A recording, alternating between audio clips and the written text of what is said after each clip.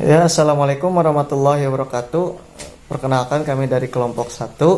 Kami di sini akan mempresentasikan mengenai aplikasi spektrofotometri UPPIS ya. Bahwa saya sendiri yaitu Lutfi Sanatobari dengan anggota kelompok Laila Latifah, kemudian Laili Kurmatilah dan juga Ahmad Ghazali. Ya, untuk kali ini kita akan mengetahui mengenai pengaplikasian spektrofotometri UPPIS terhadap analisis kafein dalam kopi bubuk di kota Manado. Nah, bahwa spektrofotometri UPPIS adalah teknik analisis spektroskopi yang memakai sumber radiasi elektromagnetik ultraviolet dekat, yaitu sekitaran gelombang 190 nanometer sampai 380 nanometer, dan juga menggunakan gelombang sinar tampak yaitu pada sekitaran 380 nanometer sampai 780 nanometer, tentunya dengan menggunakan instrumen spektrofotometer. Nah, prinsip dasar dari spektrofotometri UPPIS ini adalah bahwa interaksi yang terjadi antara energi yang berupa sinar monokromatis dari sumber sinar dengan materi yang berupa molekul. Nah, spektrofotometri UPPIS ini merupakan penyerapan sinar tampak atau UV oleh suatu molekul yang dapat menyebabkan terjadinya eksitasi elektron ya dari keadaan dasar atau ground state ke keadaan yang lebih tinggi atau excited state, seperti itu. Nah, selanjutnya yaitu transisi elektronik, di mana besar energi yang diserap tertentu dan menyebabkan elektron tereksitasi dari ground stage atau orbital keadaan dasar yang berenergi rendah ke keadaan tereksitasi yang memiliki energi lebih tinggi. Nah, serapan tidak terjadi seketika pada daerah ultraviolet visible untuk semua struktur elektronik, tetapi hanya pada sistem-sistem terkonjugasi, yaitu struktur elektronik dengan adanya ikatan P dan non-bonding elektron. Nah, promosi elektron atau elektron yang tereksitasi menyebabkan panjang gelombang cahaya UV vis yang diserap berbeda. Molekul-molekul yang memerlukan lebih banyak energi untuk promosi elektron akan menyerap pada panjang gelombang yang lebih pendek. Nah, molekul yang memerlukan energi lebih sedikit akan menyerap pada panjang gelombang yang lebih panjang. Nah, kemudian ada instrumentasi spektrofotometri ultraviolet visible. Nah, berdasarkan gambar bisa kita lihat cahaya yang berasal dari lampu deuterium maupun wolfram yang bersifat polikromatis diteruskan melalui lensa menuju ke monokromator pada spektrofotometer dan filter cahaya pada fotometer. Nah, kemudian monokromator akan mengubah cahaya polikromatis menjadi cahaya monokromatis atau tunggal. Nah, berkas-berkas cahaya dengan panjang tertentu kemudian akan dilewatkan pada sampel yang mengandung suatu zat dalam konsentrasi tertentu. Nah, oleh karena itu, terdapat cahaya yang diserap atau diabsorpsi, dan ada pula yang dilewatkan atau ditransmisi. Nah, cahaya yang dilewatkan ini kemudian diterima oleh detektor. Detektor kemudian akan menghitung cahaya yang diterima dan mengetahui cahaya yang diserap oleh sampel. Nah, cahaya yang diserap sebanding dengan konsentrasi zat yang terkandung dalam sampel, sehingga akan diketahui konsentrasi zat dalam sampel cahaya secara kuantitatif.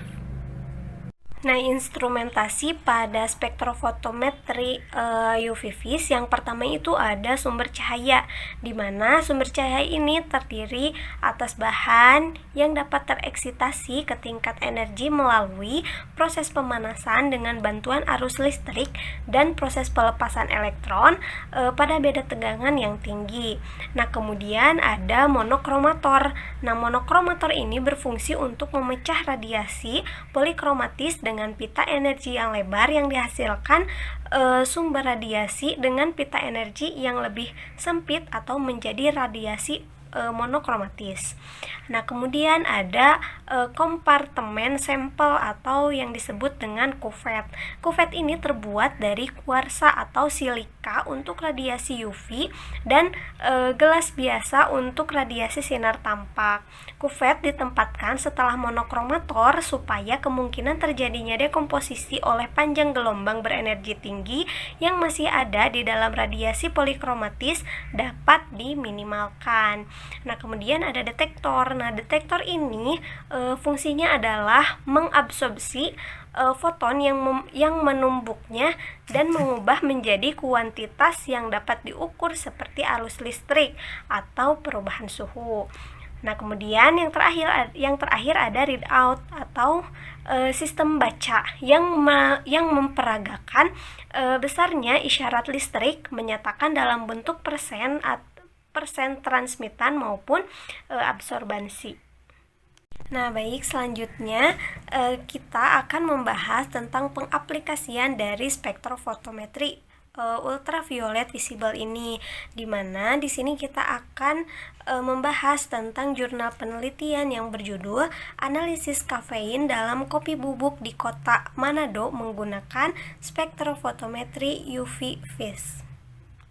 Nah, kemudian metodologi penelitian yang digunakan adalah yang pertama yaitu preparasi sampel. Kemudian dilakukan pengenceran. Setelah itu pembuatan larutan baku kafein. Selanjutnya yaitu penentuan kadar sampel. Lalu dilanjutkan dengan pembuatan kurva standar. Lalu dilakukan penentuan panjang gelombang yang kemudian diuji kuantitatif kafein. Nah, selanjutnya yang terakhir yaitu uji kuantitatif kafein dengan metode spektrofotometri UV visible. Baik, bismillahirrahmanirrahim. Di sini saya akan menjelaskan mengenai langkah-langkah penelitian yang telah dilakukan. Yang pertama ada preparasi sampel, di mana preparasi sampel ini bertujuan untuk mempersiapkan suatu zat yang akan dianalisis. Di mana pada penelitian ini preparasi sampel ini dilakukan dengan cara proses ekstraksi menggunakan pelarut organik. Nah, pelarut organik yang digunakan pada penelitian ini yaitu kloroform. Mengapa kloroform dipilih sebagai pelarut organik untuk proses ekstraksi pada preparasi sampel ini? Nah, karena pemilihan kloroform ini didasarkan pada sifat kafein yang mudah larut dalam pelarut organik. Nah, selain itu, kafein juga memiliki sifat mudah menguap sehingga mudah untuk dipisahkan. Dan pelarut organik kloroform ini memiliki sifat yang tidak mudah terbakar di udara. Nah, selain itu juga, kafein ini merupakan pelarut yang efektif untuk senyawa-senyawa alkaloid. Nah, senyawa-senyawa alkaloid ini terutama terkandung pada kopi bubuk, salah satunya yaitu senyawa kafein, sehingga pelarut organik kloroform ini cocok digunakan untuk melarutkan senyawa kafein. Nah, adapun langkah-langkahnya pada preparasi sampel ini, yang pertama, ekstraksi ini dilakukan secara berulang. Nah, sehingga kafein yang dihasilkan tingkat kemurniannya tinggi atau benar-benar murni gitu ya. Dan untuk yang kedua, saring larutan sehingga saring larutan setelah proses ekstraksi. Nah, penyaringan larutan ini bertujuan agar larutan yang diperoleh lebih jernih. Dan selanjutnya, larutan didiamkan sampai terbentuk dua lapisan, di mana lapisan bawah ini adalah kloroform yang mengandung analit, dan lapisan bagian atas yaitu kloroform yang mengandung pengotor. Selanjutnya yaitu pengenceran. Nah, kafein dari hasil ekstraksi kemudian diencerkan. Tujuan dari pengenceran ini adalah supaya konsentrasi larutan kafein yang terdapat dalam sampel tidak terlalu pekat. Karena jika terlalu pekat akan menimbulkan overrange dalam pembacaan menggunakan spektrofotometer. Nah, seperti yang kita ketahui, syarat agar terbaca oleh spektrofotometer adalah larutan yang diukur harus dalam keadaan encer. Karena jika konsentrasi yang terlalu pekat, absorbansi yang terbaca terlalu tinggi dan grafik yang dihasilkan nantinya tidak linear. Seperti itu. Dan yang selanjutnya yaitu pembuatan larutan baku kafein. Nah, larutan standar kafein ini dipipet sebanyak 2,5 mili, kemudian dimasukkan ke dalam labu takar ukuran 25 mili. Nah, kemudian diencerkan dengan aquades hingga garis tanda yang digunakan atau dihomogenkan. Maka di sini larutan baku kafein sudah diperoleh. Nah, sekarang yaitu penentuan panjang gelombang. Ada beberapa langkah untuk penentuan panjang gelombang ini. Langkah yang pertama itu yaitu dilakukan pengukuran dengan menggunakan spektrofotometer UV-Vis. Nah, yang kedua, larutan yang diukur tidak berwarna dan menggunakan sumber lampu deuterium. Yang ketiga, mula-mula pengukuran dilakukan dengan mengukur zero base yang dilakukan dengan mengukur belangko.